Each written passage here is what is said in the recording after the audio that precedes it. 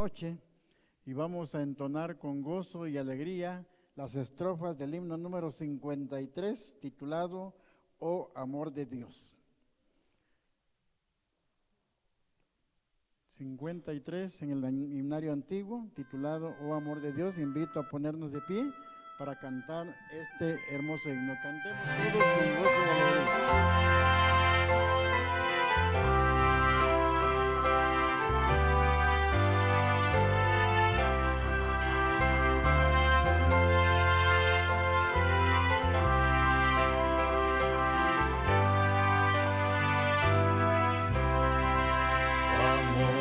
Dios, tu inmensidad, el hombre no podrá contar y comprender la gran verdad que Dios al hombre pudo amar. Cuando el pecado entró al hogar de Adán y Eva en Edén, Dios nos sacó, mas prometió un Salvador también. Oh amor de Dios brotando estás, inmensurable, eternal, por las edades durarás, inagotable raudal. Si fuera tinta todo el mar y todo el cielo un gran papel y todo hombre un escritor y cada hoja un pincel para expresar su gran amor no bastarían jamás. Él me salvó y me lavó y me da el cielo además. Oh amor de Dios brotando estás, inmensurable, eternal, por las edades durarás, inagotable raudal. Yo sé que el mundo pasará con cada trama y plan carnal y todo reino caerá con cada trono mundanal. Pero el amor del Redentor por siempre durará. La gran canción de salvación su pueblo entonará. Oh amor de Dios brotando estás, inmensurable, eternal, por las edades durarás, inagotable raudal. Amén. Pueden tomar asiento. Dice que el gran amor de Dios es inmenso, que no se puede comparar con nada. Siendo así que no importa cuán lejos haya ido un pecador o cuán profundo haya caído, la mano del Señor es suficiente para alcanzarnos y atraernos, no importa en dónde y hasta dónde hayamos llegado. El Señor en su inmenso amor tiene misericordia de nosotros. Así que en esta noche damos gracias a Dios y bienvenidos nuevamente todos en el nombre del Señor.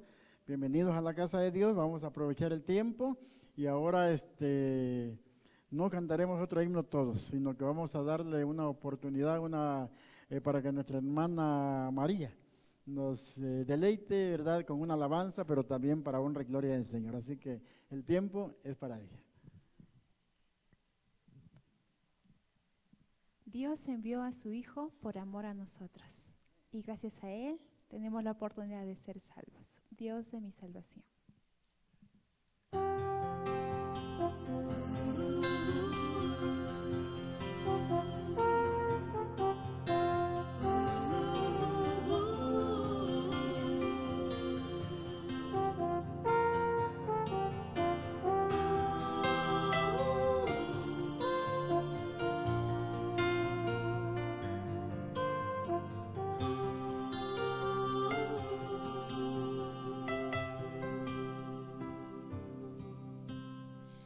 Dios envió a su Hijo por amor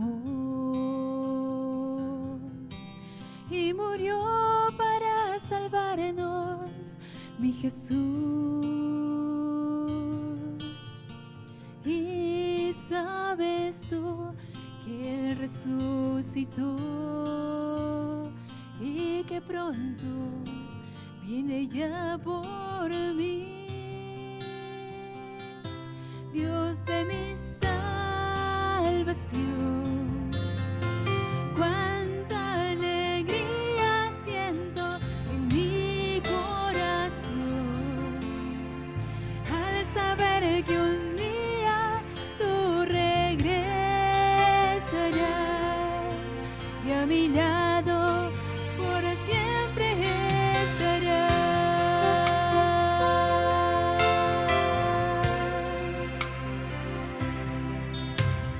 Grande fue su amor por ti, por mí, al morir por mis pecados en la cruz. Y sabes tú que resucitó y que pronto lo demostró en la cruz. Dios de mi salvación, cuánta alegría siento en mi corazón al saber que un día tú regresarás y a mi lado por siempre estarás.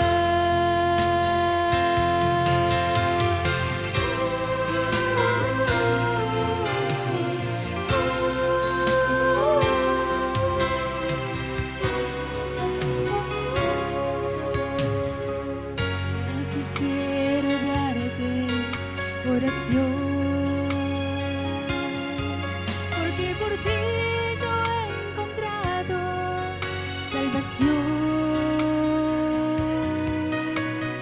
pues nunca yo antes pude ser feliz, mas ahora yo tengo gozo y paz. Salvación, cuánta alegría siento en mi corazón al saber que un día tú regresarás y a mi lado por siempre estarás. Dios de mi salvación, cuánta alegría siento en mi corazón al saber que un día tú regresarás y a mi lado por siempre estarás.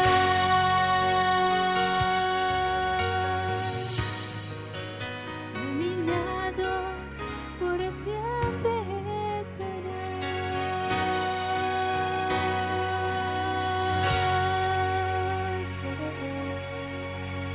Amén.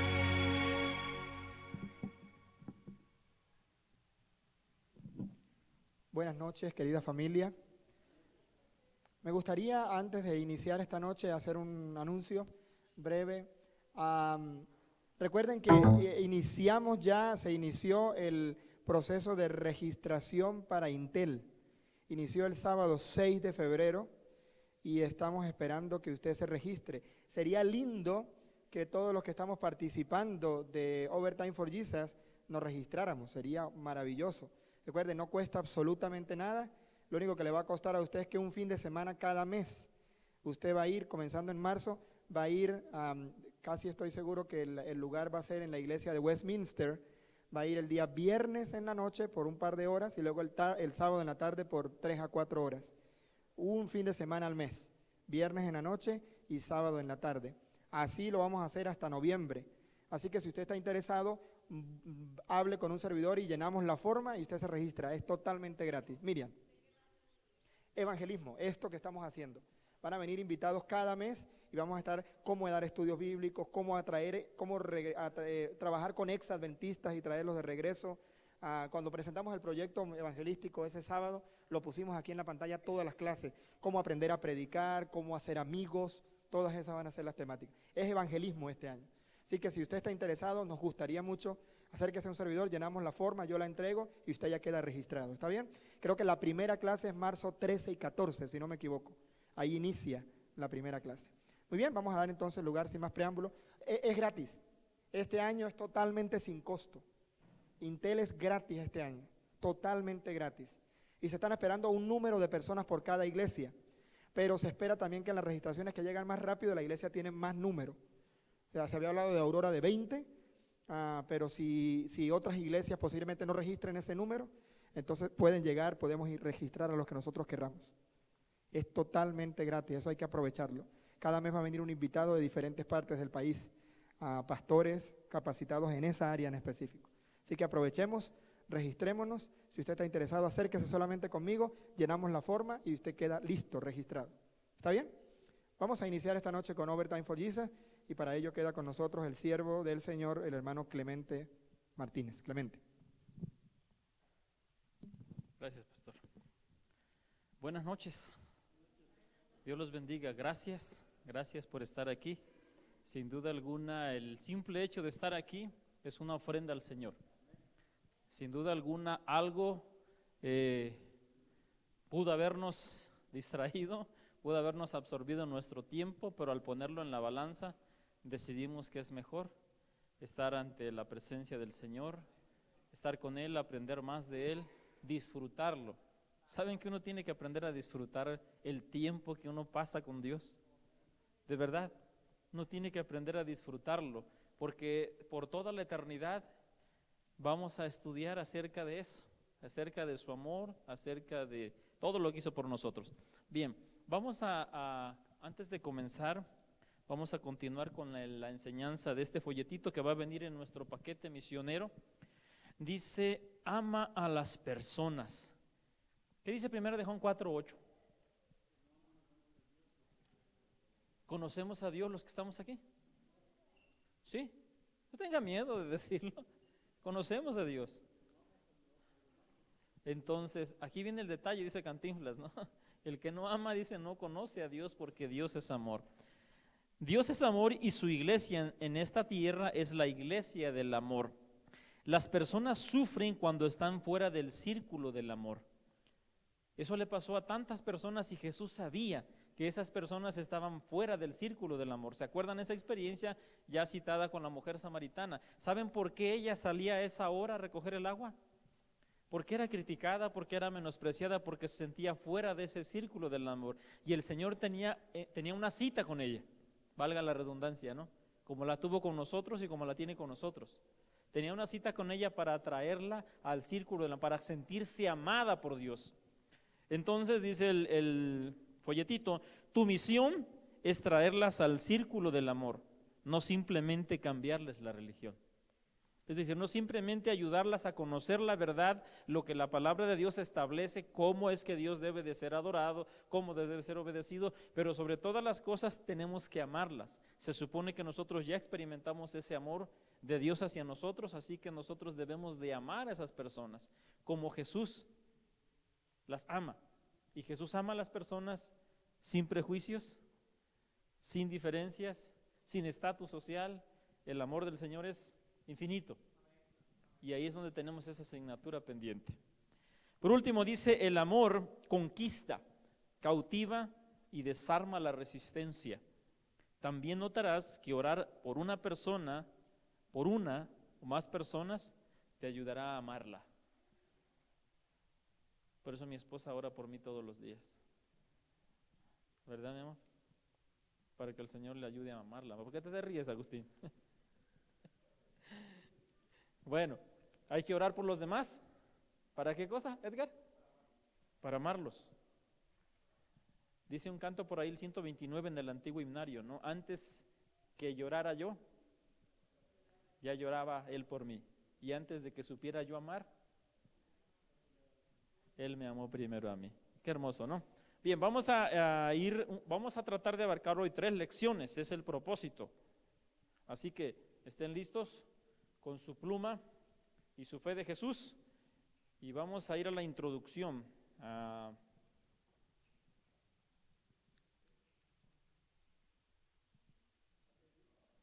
Yo creo que sí.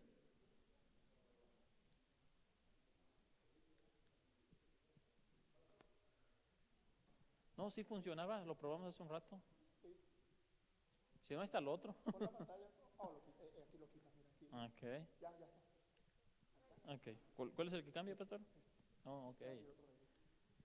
Bien, anoche el pastor les hablaba acerca de respeto, que cuando nosotros vamos a estudiar con una persona debemos de tener respeto hacia ellos, respeto a su tiempo, el pastor lo explicó anoche, pero también debemos de tener respeto a sus intereses.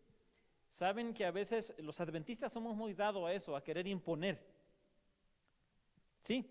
Y a veces por eso se nos cierra la puerta. Somos muy dados a eso, somos muy celosos de nuestra doctrina, somos muy celosos de nuestra liturgia, y a veces si vienen vestidos de los Broncos, pues no queremos estudiar con ellos, ¿verdad? Pero si la gente quiere estudiar la Biblia vestida de los Broncos, nosotros tenemos que tener, ¿qué cosa? Respeto a sus intereses. Si la persona quiere estudiar en short, en bermuda, ¿nosotros vamos a negarnos a estudiar con ellos? No. Si la persona quiere estudiar, por ejemplo, afuera, porque se siente más cómoda, estudiamos afuera con ellos, ¿cierto? Si la persona nos dice, ¿sabes qué? Tenemos hoy un meeting, ¿por qué no estudiamos mejor a las 4? No, usted no va a decir, no, dijimos que a las 7 tenemos que estudiar. ¿Me doy a entender? Nosotros tenemos que tener respeto a los intereses, porque se supone que nosotros somos unos, ¿qué? Servidores, proveedores. Jesús dijo que no había venido a este mundo, ¿qué cosa? A ser servido, sino ¿a qué? Sino a servir. Es decir, nosotros somos facilitadores, me gusta mucho esta palabra. Somos facilitadores para que esta persona conozca al Señor, respetando sus intereses, estemos o no estemos de acuerdo con ellos, sean o no sean nuestros mismos intereses. Nosotros tenemos que tener respeto por los intereses de la persona.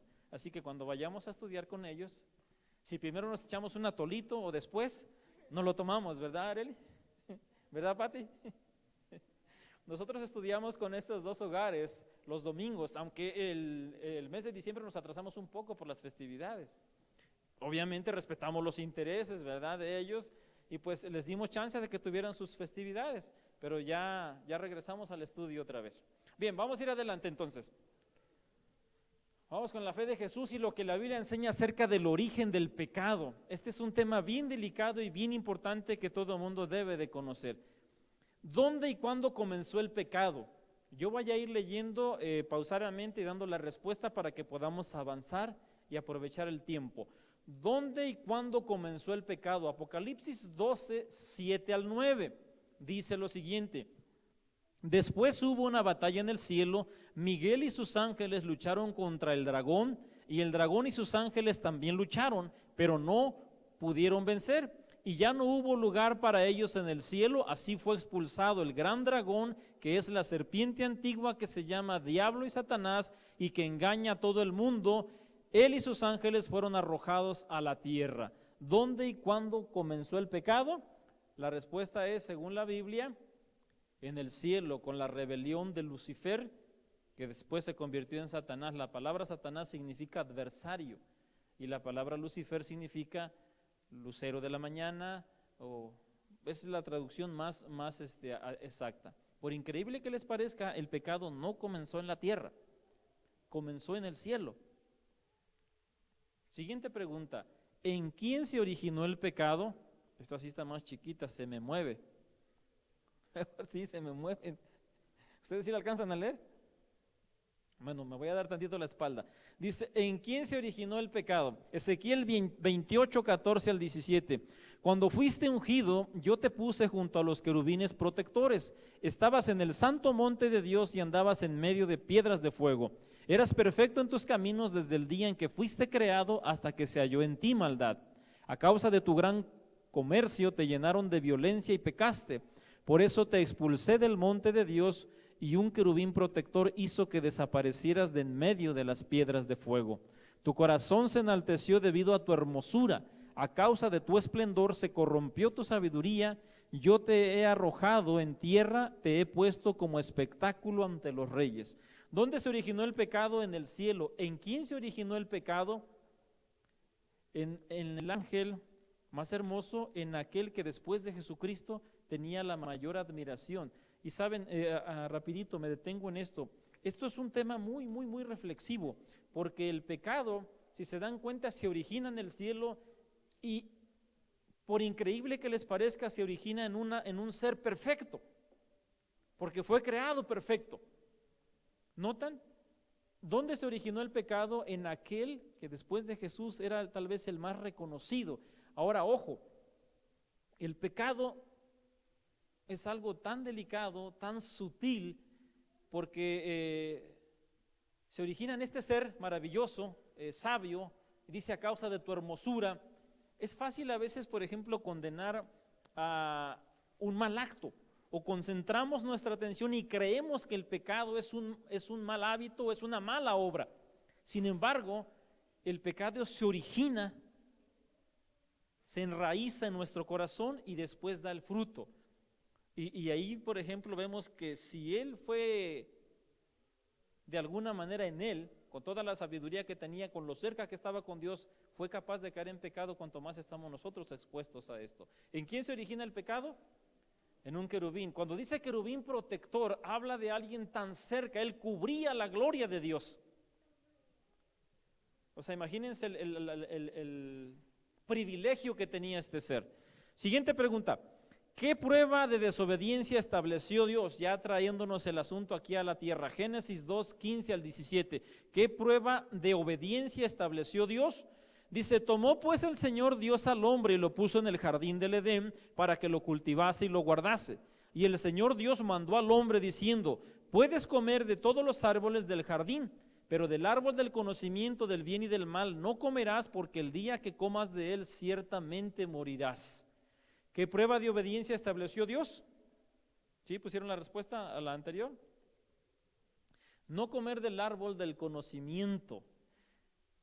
Saben, cuando yo conocí la iglesia y leí esta historia, no lo entendía. Y yo decía, bueno, ¿y por qué? ¿Por qué? O sea, si Dios no hubiera puesto el árbol de la ciencia del bien y del mal, tal vez Adán y Eva nunca hubieran pecado. Sin embargo, Dios en su misericordia, en su amor, nos creó libres. Y la única forma de desarrollar nuestro libre albedrío, irónicamente, es que Dios nos dé la libertad de decidir obedecerle voluntariamente y por amor, no por miedo, ni por compromiso, ni por obligación. Esa es la única obediencia que le agrada a Dios. La única obediencia que puede honrar y alabar el nombre de Dios es la obediencia que brota genuinamente de un corazón sumiso a la voluntad de Dios. ¿En qué consistió el primer pecado? No, hombre, esas están más chicas todavía. ¿En qué consistió el primer pecado? Génesis 3 del 1 al 6. La serpiente era el más astuto de todos los animales del campo que el eterno Dios había hecho. Y dijo a la mujer, ¿de veras Dios ha dicho, no comáis de ningún árbol del jardín? La mujer respondió a la serpiente, podemos comer del fruto de los árboles del jardín, pero del fruto del árbol que está en medio del jardín, ha dicho Dios, no comáis de él ni lo toquéis, no sea que muráis. Entonces la serpiente dijo a la mujer, ciertamente no moriréis, es que Dios sabe que el día que comáis de él, vuestros ojos serán abiertos y seréis como Dios, conociendo el bien y el mal. Entonces la mujer vio que el árbol era bueno para comer, que era atractivo a la vista, que era árbol codiciable para alcanzar sabiduría. Tomó pues de su fruto y comió, y también dio a su marido que estaba con ella, y él comió.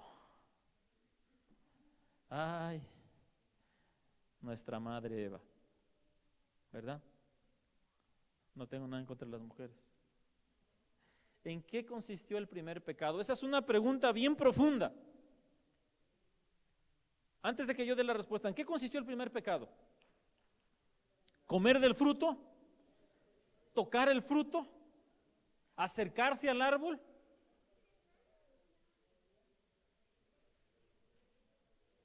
¿En qué consistió el primer pecado? ¿Saben? Cuando nosotros pecamos, ¿será que nomás de repente abrimos los ojos y pum, ya pecamos? ¿Verdad que no? Obviamente en la desobediencia de Dios. ¿En qué momento pecó Eva? ¿Cuando mordió el fruto? ¿Cuando tomó el fruto del árbol? ¿Cuando se lo dio a Adán? ¿En qué momento pecó Eva? Es bien interesante, ¿no? Porque la serpiente primero le pone una trampa. Para empezar primero Eva, desde el momento en que ve hablar a la serpiente, tenía que haberse retirado de ahí. Porque ella sabía perfectamente que Dios había creado los animales y que los únicos que tenían el don del habla eran ellos. Por lo tanto, algo extraño estaba sucediendo y habían sido advertidos por los ángeles que Lucifer iba a tratar de hacerlos caer. Imagínense que usted entra a cualquier lugar y un animal le habla. ¿Qué había de hacer? Bueno, no sé ustedes, pero yo lo más seguro es que me echaría yo a correr de miedo, ¿verdad?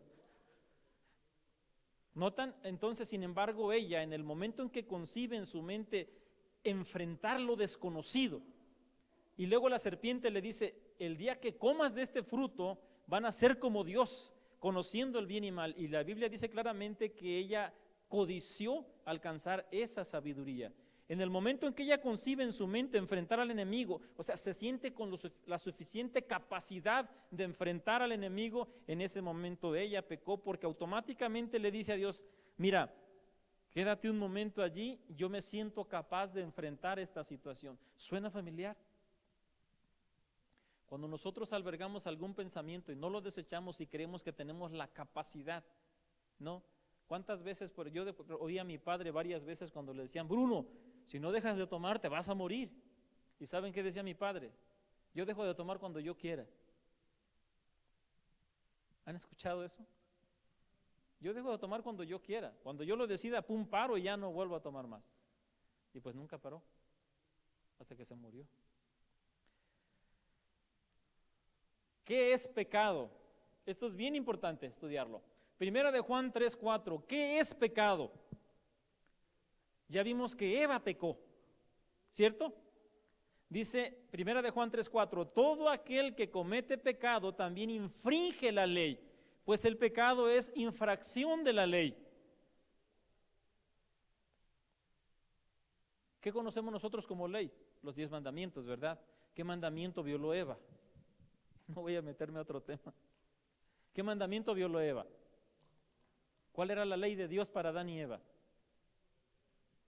De todos los árboles podéis comer, excepto del que está en el centro. ¿Se dan cuenta cómo? La ley de Dios ha sido eterna por siempre, ¿no? Porque ahí dice, todo aquel que comete pecado infringe también la ley, pues el pecado es infracción de la ley. Santiago 4:17. Y al que sabe hacer lo bueno y no lo hace, eso es pecado. Y ahí sí nos pasa a raspar a todos. ¿Verdad que sí? Dice, todo aquel que sabe hacer lo bueno y no lo hace, comete pecado. Entonces, ¿qué cosa es pecado? Infracción de la ley, no hacer lo bueno. Es como aquel que no miente pero oculta la verdad, ¿verdad? O sea, no miente pero sabe la verdad y la oculta, o conoce la verdad y se niega a aceptarla. ¿Sí? Tiene su propia ideología y cuidado, porque esa es la esencia del pecado. La esencia del pecado en Lucifer consistió que él, lo único que quería, entre comillas, era mejorar el cielo, ¿saben?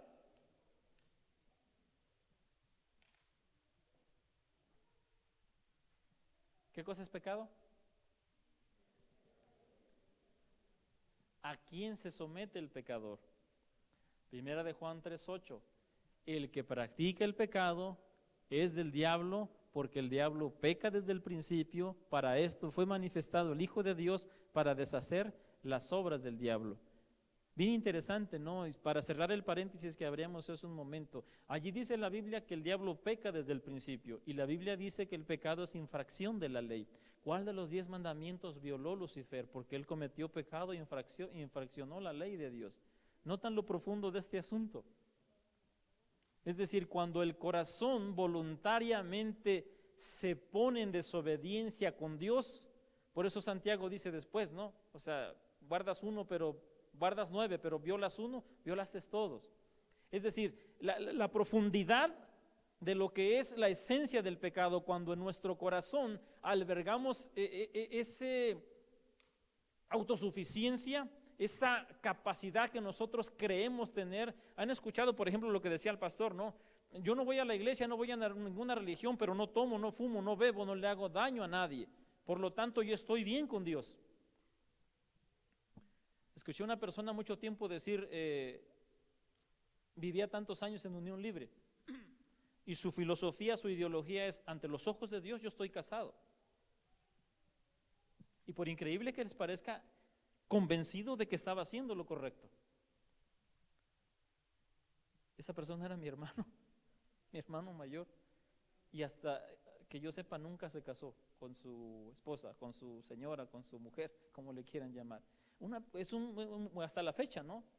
Es un buen tipo, no toma, no fuma, es tranquilo, muy buen hermano, pero el darle la oportunidad al Señor, nomás no. Dice, no, yo estoy bien.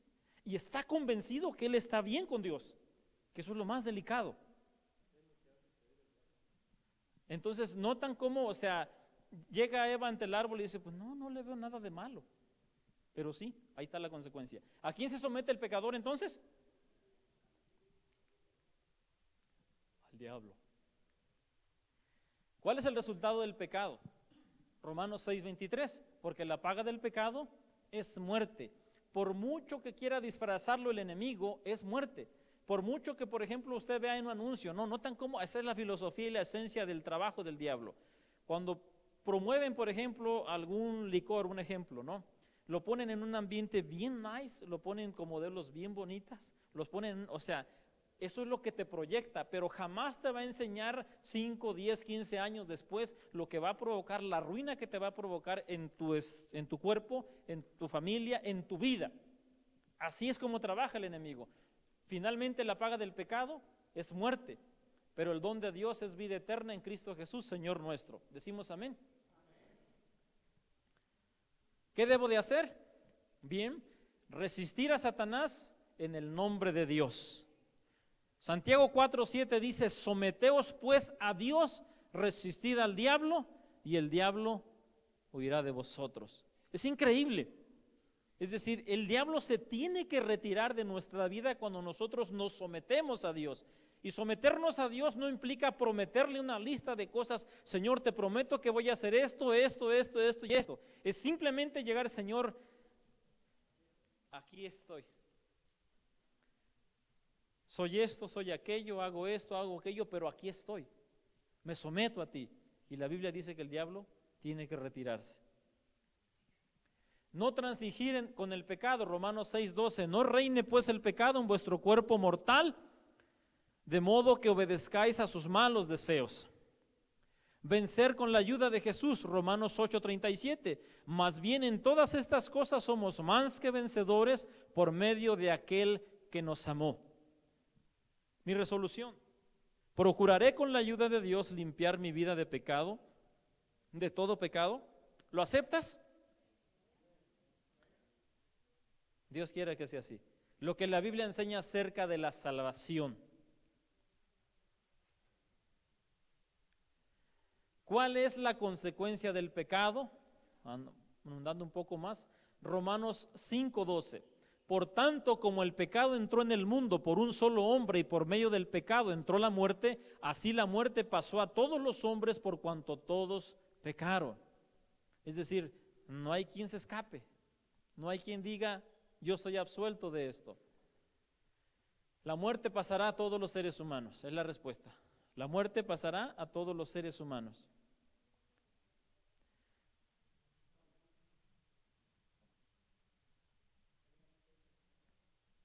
¿Hay alguna duda?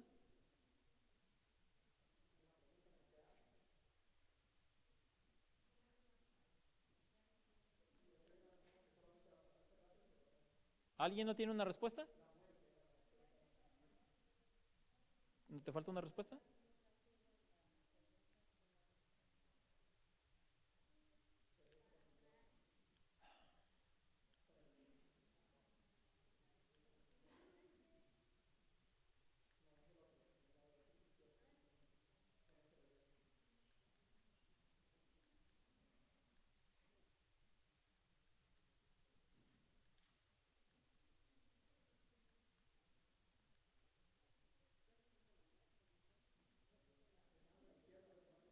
Este es. ¿Cuál es la consecuencia final del pecado? ¿A alguien le faltaba esta respuesta? ¿Te faltaba esta respuesta? ¿Sí? Ok. La muerte pasará a todos los seres humanos. ¿Podemos resolver el problema del pecado? Dice Jeremías 2:22, aunque te laves con lejía y te enjabones demasiado, no se borra de mi vista la mancha de tu pecado. ¿Alguien, si conocemos todos la lejía? ¿Alguien sabe, si saben qué es la lejía? Mi mamá la usaba mucho para lavar las ropas que tenían grasa. Se supone que la lejía, que es agua de ceniza, quita cualquier tipo de mancha, menos una, la del pecado. La respuesta es: no podemos. ¿Podemos resolver el problema del pecado? No podemos. Siguiente pregunta: ¿qué provisión hizo Dios para salvarnos? Juan 3:16. Porque de tal manera amó Dios al mundo que ha dado a su Hijo unigénito para que todo aquel que en Él cree no se pierda, sino tenga vida eterna. ¿Qué provisión hizo Dios para salvarnos? Envió a su Hijo.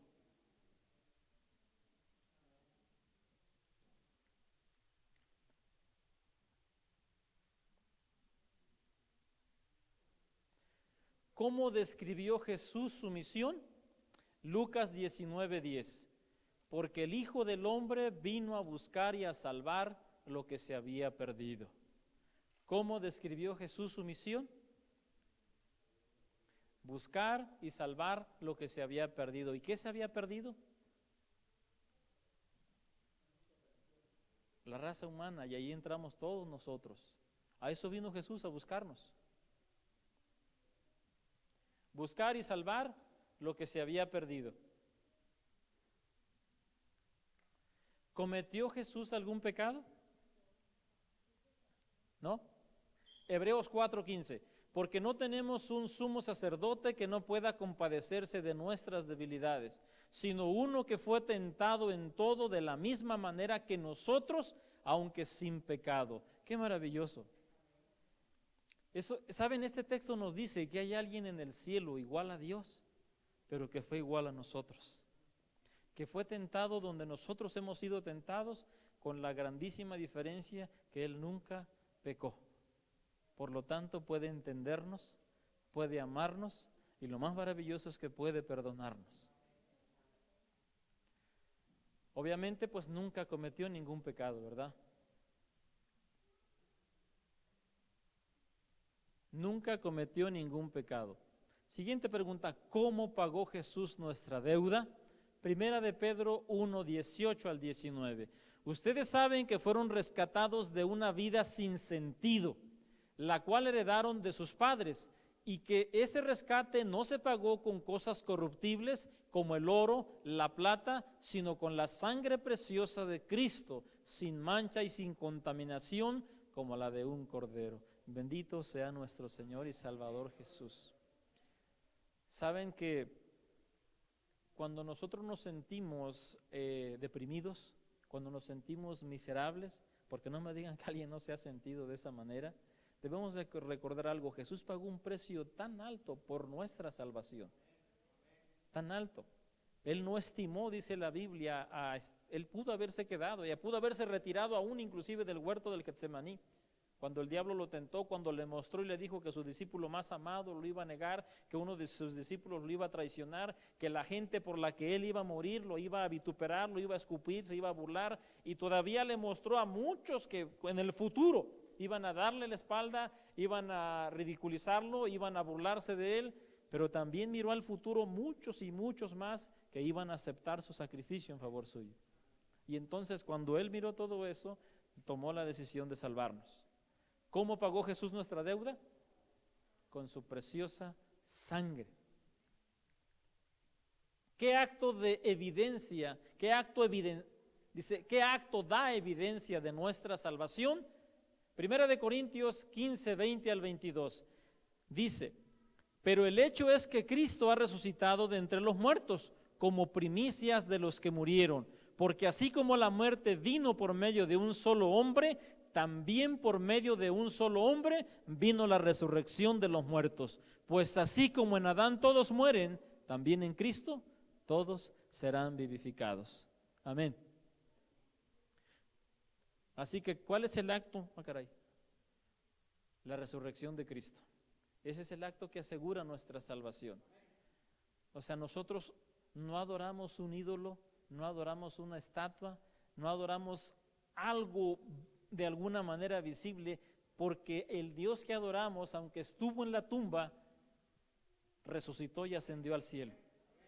Por eso Jesús le dijo a la mujer samaritana: el tiempo es en que todos los adoradores me adorarán en espíritu y en verdad.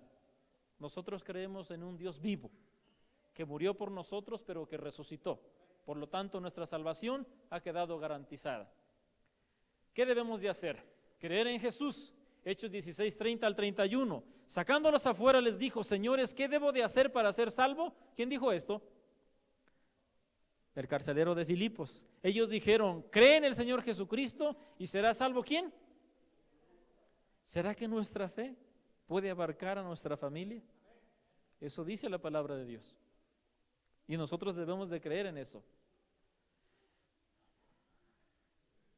Aceptarlo como mi único Salvador. Hechos 4:12. Y en ningún otro hay salvación, porque no hay otro nombre debajo del cielo dado a los hombres en que podamos ser salvos. Solamente en Jesús. Abrirle la puerta de mi corazón. Apocalipsis 3:20 dice: mira, ya estoy a la puerta y llamo. Si alguno oye mi voz y abre la puerta, yo entraré a él, yo entraré en su casa, cenaré con él y él cenará conmigo. Esa es la invitación que nos hace el Señor, no cada sábado, sino todos los días.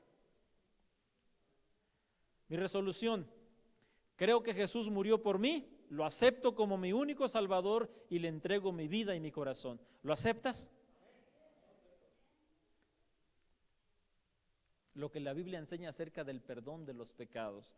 ¿Saben cuán importante es que nosotros entendamos y comprendamos este tema? A veces Dios nos perdona, pero nosotros no nos perdonamos a nosotros mismos. Y saben que eso es un pecado. Porque si Dios dice que perdona nuestros pecados y nosotros no nos perdonamos a nosotros mismos, le estamos diciendo a Dios que lo que hizo Jesús no es suficiente para nosotros. Así de delicado es. ¿Gracias a quién y a quién somos salvos? Primera de Pedro 2:24 es la primera pregunta. Dice: Él mismo llevó en su cuerpo, ¿qué cosa? Nuestros pecados al madero, para que nosotros, muertos ya al pecado, vivamos por la justicia. Por sus heridas fueron ustedes sanados. A Cristo y a su muerte. ¿Gracias a quién somos salvos, Clementito? A Cristo y a su muerte. A Cristo y a su muerte. ¿Ok? Siguiente pregunta: ¿cuánto cuesta la salvación? ¿Traerán lo suficiente en esta noche para comprar la salvación? ¿Sí? ¿Quién levanta la mano? ¿Cuánto cuesta la salvación? ¿Saben que por increíble que les parezca, hubo un tiempo en que a la pobre gente, en su ignorancia, en su humildad, le vendían papeles y le hacían creer que si tú comprabas ese papel, te perdonaban tus pecados pasados? Si comprabas un papel más caro, te perdonaban tus pecados presentes, y si pagabas un precio más alto todavía, te perdonaban tus pecados futuros. Les llamaron indulgencias en ese tiempo, y mucha gente lo que no tenía lo daba, porque podías comprarle indulgencias a tus seres que ya estaban muertos para que les perdonaran sus pecados.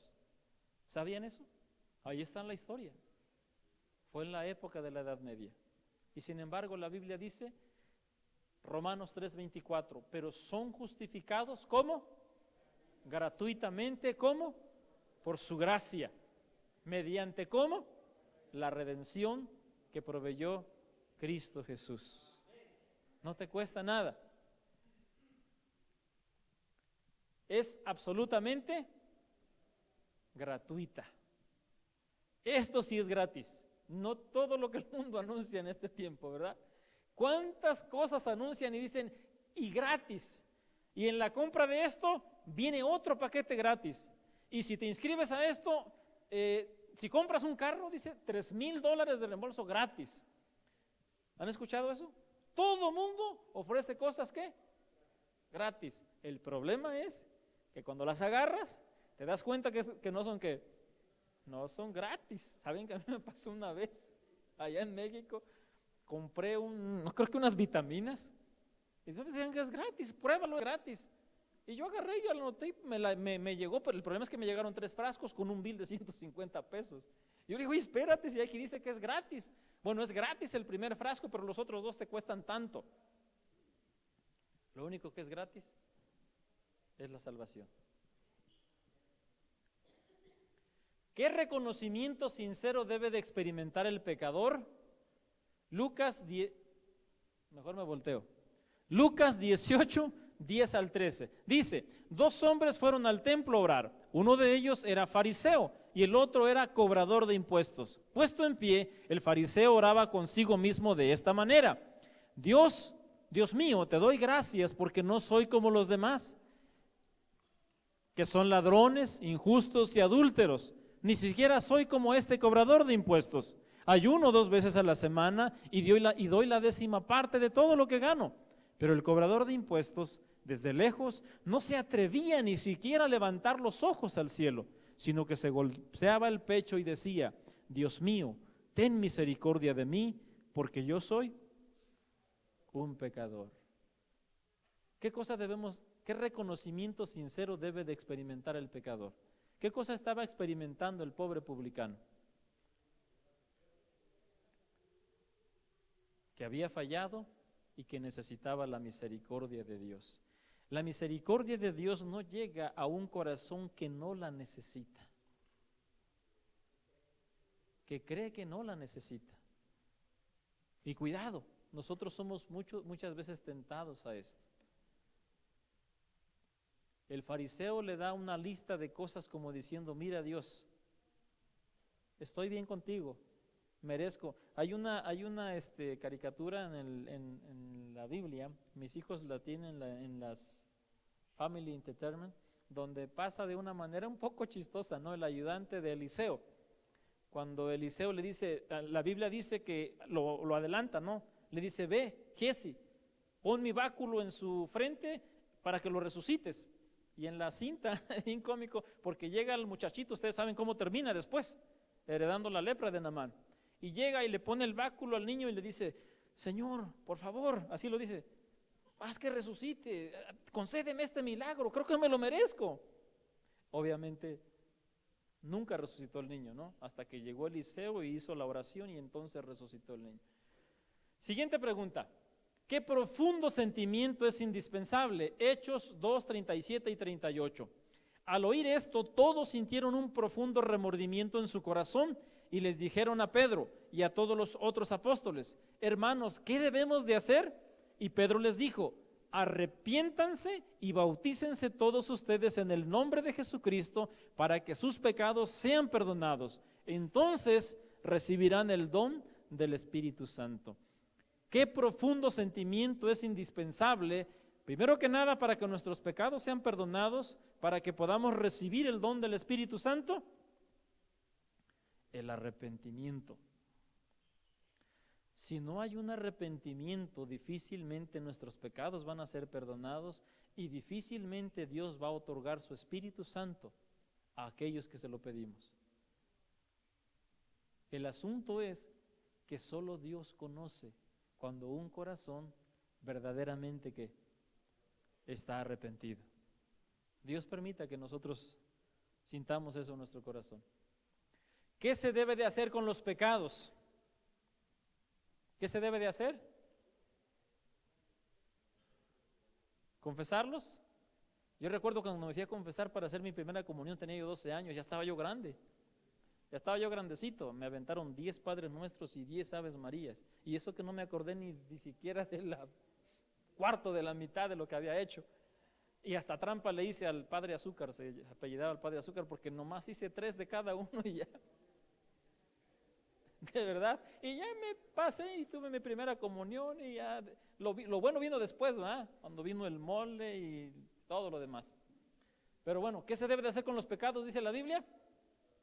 Salmos 32, 3 al 5. Mientras callé, mis huesos se envejecieron, pues todo el día me quejaba. De día y de noche me hiciste padecer.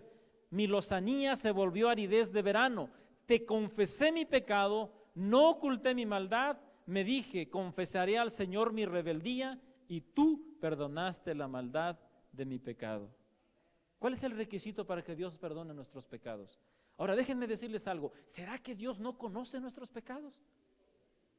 Entonces, ¿por qué Dios desea que se los confesemos? Se cuenta esa historia, ¿no? De aquel esposo y aquella esposa que se casaron. Y después de 20 años, 30 años de matrimonio, la esposa le dice al viejito, ¿no? Oye, llevamos tantos años casados y nunca me has dicho que te amo. Y entonces el viejito le dice, cuando me casé contigo, te dije que te amaba. Y yo soy hombre de una sola palabra. ¿No? Hermanos, Dios desea que nosotros expresemos y confesemos, porque al confesar nuestros pecados estamos reconociendo, número uno, que somos pecadores. Y al reconocer que somos pecadores, Dios tiene la oportunidad de redimirnos y de perdonar nuestros pecados. Así que, ¿qué se debe de hacer con los pecados? Confesárselos, ¿a quién? A Dios.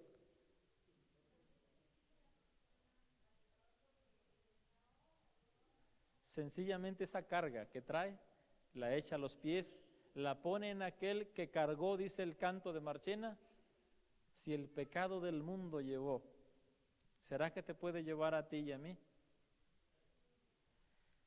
Bien, ¿qué ofrecimiento hace Dios? Efesios 1:7. Dios es tan rico en gracia y en bondad que compró nuestra libertad con la sangre de su Hijo y perdonó nuestros pecados. Limpiarnos y hacernos libres por la sangre de Cristo. Ese es el ofrecimiento que Dios nos hace. Solo depende de nosotros si aceptamos ese ofrecimiento. Dios desea limpiarnos y hacernos libres. Así que si seguimos siendo esclavos es por voluntad propia, porque Dios desea hacernos libres. ¿Ya lo tienen? Está un poquito larga la respuesta. Limpiarnos y hacernos libres por la sangre de Cristo Jesús. Entonces me dicen si le doy clic a la otra.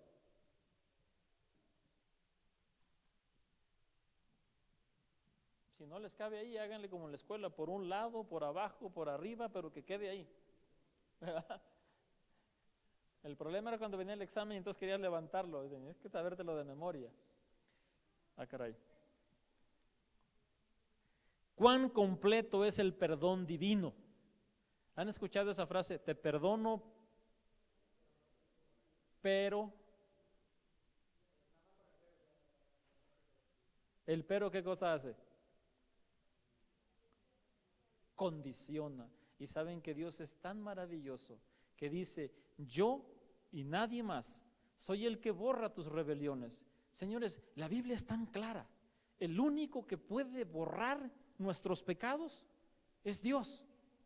Dice, yo y nadie más soy el que borro tus rebeliones. ¿Y por qué lo hace? Por amor, ¿qué cosa? Porque así soy yo y no volveré ni me acordaré más de tus pecados. Dios no pone peros.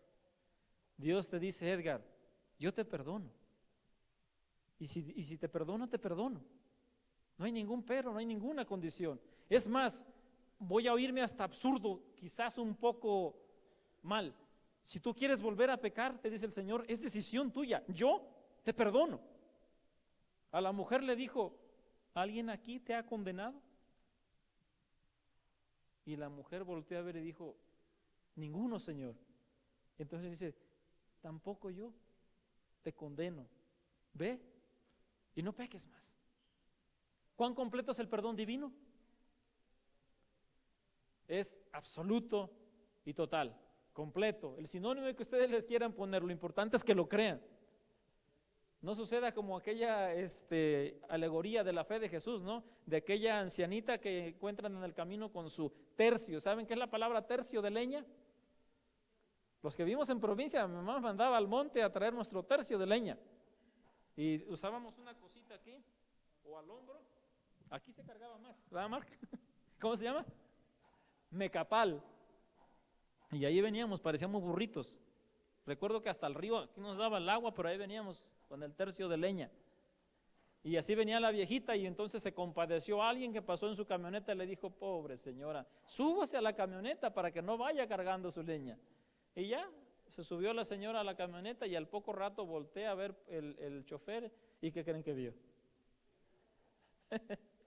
Iba la señora arriba de la camioneta pero sigue con su tercio de leña arriba. Así somos nosotros a veces, con el pecado. Si Dios nos perdona, nos perdona. Si nosotros queremos seguir con esa carga, somos nosotros. ¿Qué debemos de hacer? Arrepentirme de todo corazón. Hechos 3:19. Por tanto, arrepentíos y convertíos para que, ¿qué cosa? Sean borrados vuestros pecados, de modo que la presencia del Señor venga en tiempos de refrigerio. ¿Qué más debemos de hacer? Oh, esto es bien importante. Confesar todos. Y cuando dice todos, es todos.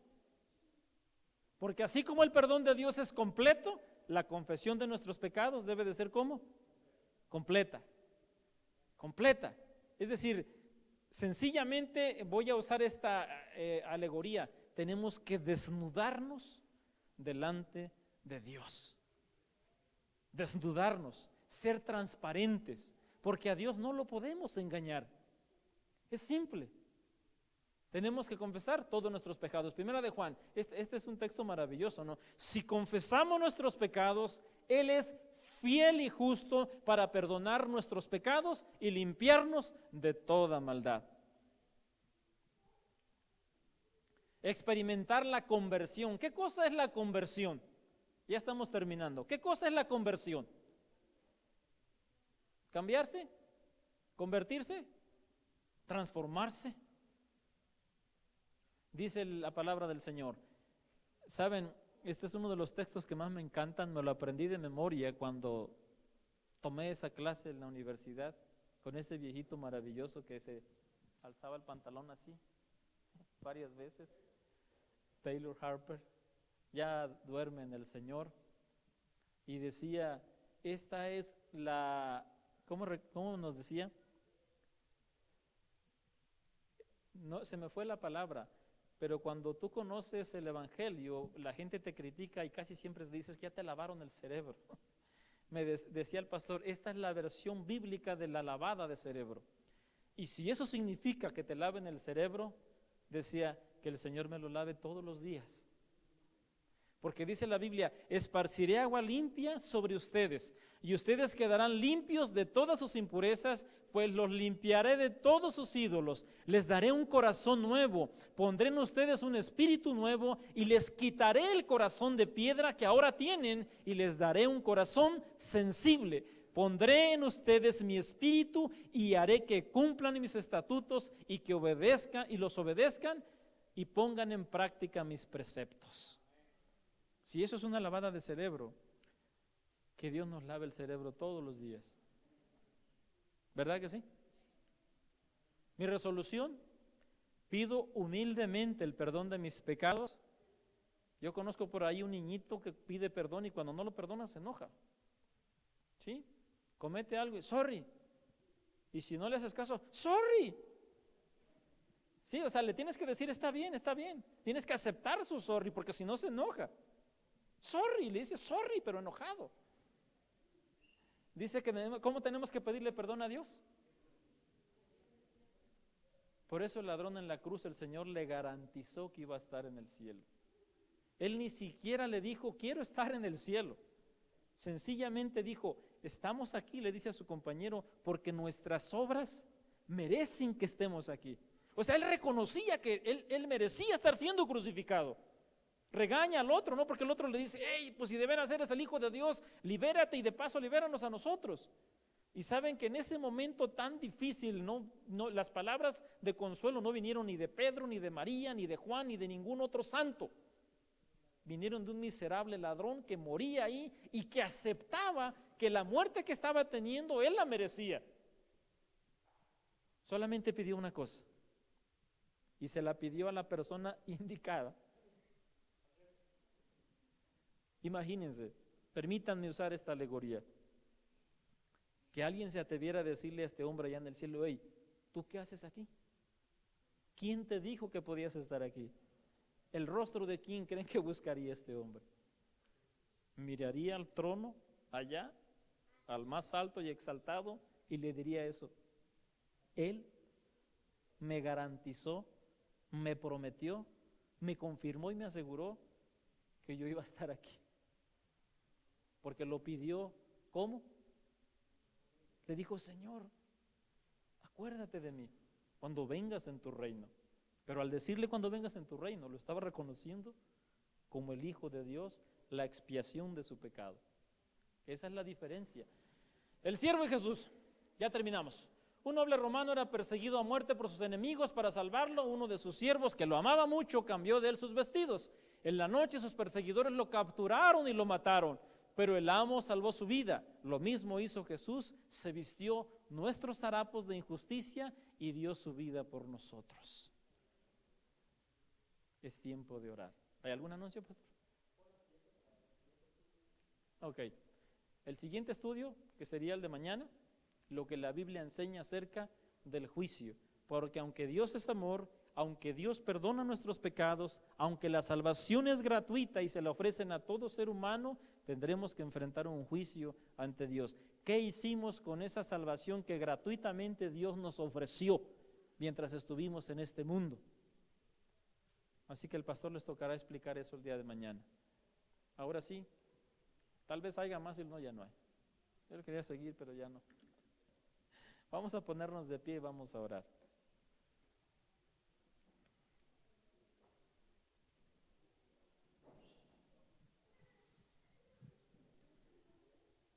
¿Dónde se originó el pecado? En el cielo. Y aunque a Satanás le divierte que lo pinten de rojo con una pata de caballo y una de gallo y cola en forma de punta, Dios no le cambió su aspecto físico. Él sigue siendo un ángel. Lastimosamente, su corazón fue el que se corrompió. Así que, cuidado, porque Él está aquí, en esta tierra, y tratará de estorbar hasta donde sea posible que nosotros alcancemos la salvación que Jesús ya obró a nuestro favor. Ojalá y reflexionemos en esto. Vamos a orar. Nuestro Padre y nuestro Dios, que habitas en los cielos, santificado sea tu nombre, Señor. Gracias. No nos cansaremos de darte gracias mientras nuestro cuerpo tenga hálito de vida. Gracias porque un día enviaste a Jesús a morir por nuestros pecados. Gracias, Señor, porque aunque sufrió lo que ningún otro ser humano ha sufrido ni sufrirá, quiso salvarnos, solamente por amor. Permite, Señor, que cuando el pecado nos tiente, recordemos que Jesús ya pagó la deuda de nuestro pecado y que desea que no pequemos más para poder vivir con Él por la eternidad. Sin embargo, Señor, mientras vivamos en este mundo estaremos expuestos al pecado.